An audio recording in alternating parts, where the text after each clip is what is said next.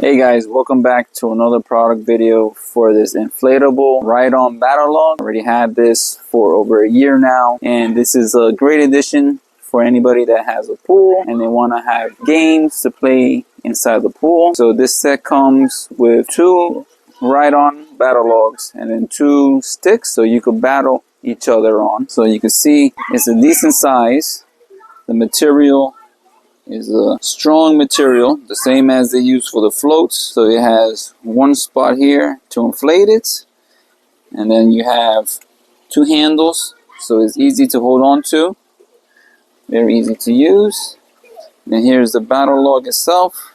You have a spot to inflate it on top here, and then you have 2 more for each log over there.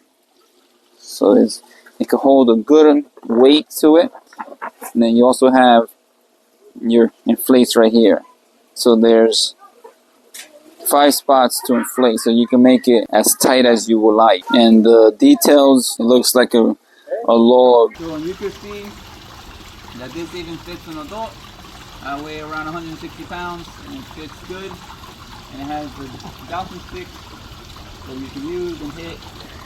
And you can even move it around, and you can see how it holds them up. It's very good.